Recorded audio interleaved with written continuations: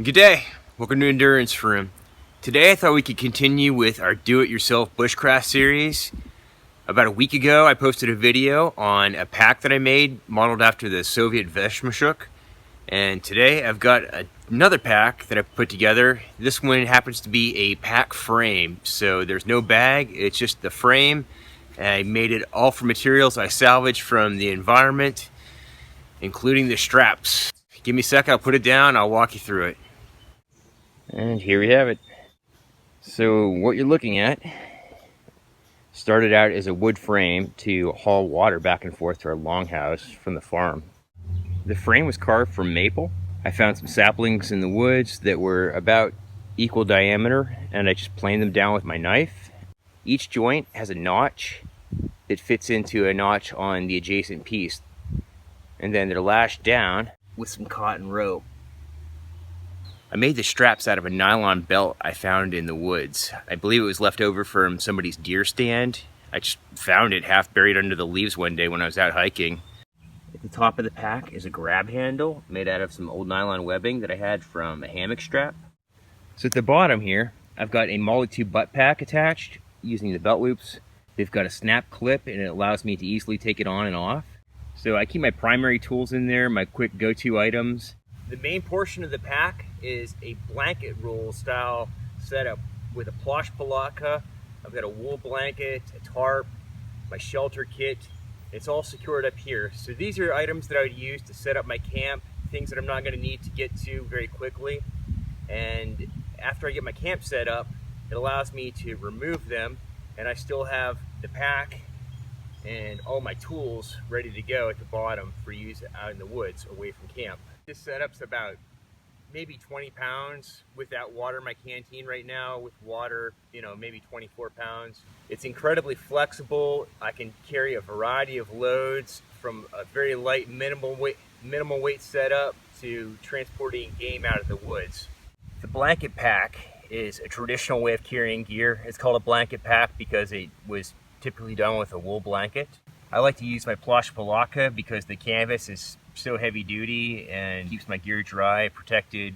I use the Palatka for shelter, for rainwear, for bedding, for a bivy sack, blankets. On the inside, right at the top, I've got a camouflage tarp. This would be a shelter. Got a military space blanket for a ground sheet, and a wool blanket for bedding, and a shelter kit.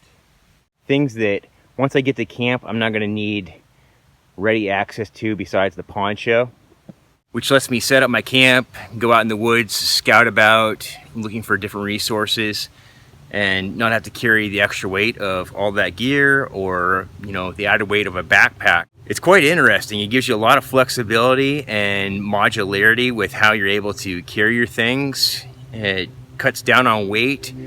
I love to run around with my Alice pack, but it's got a little bit of heft to it. I'd say the medium without the frame is, at least 4 pounds, and that's just, dead weight. It just lets you carry that gear. So rather than carry around the weight of a pack, I'm just using my gear to carry itself. It's very, very light. This, with my tools right here, maybe 5 pounds. So it's awesome, and it's very, very flexible. Say it was raining and I wanted to put my poncho on. It's very easy to just take the poncho off, lash the blanket and the tarp back down. Your pack's good to go again, and you've got your poncho for rain protection. It's no big deal. I just like keeping this on the outside of the pack because it's really tough. It prevents any thorns from ripping my tarp or getting in my blanket, and it's a good color for the woods. And that is my pack frame. I hope you guys enjoyed.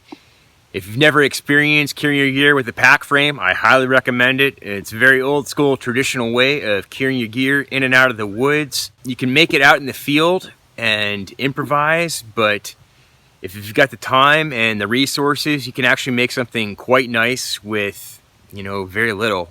As you saw here today, it was just things that I found from the environment or I had on hand. And it let me put together something very useful and durable with a high degree of flexibility, which I love. I really appreciate making my own gear. The pieces that I make, I end up finding a use for, and it brings me some joy because I know that I made it. It wasn't fabricated somewhere else by somebody else for me, by me. So I encourage you all to do the same. You want to be as self-reliant as possible these days, and there's no better way to get started than making your own gear. So if you got any questions, let me know down below. Please hit the like and subscribe button. It really helps me grow the channel, and I wish you guys all the best. I'll talk to you soon. Cheers.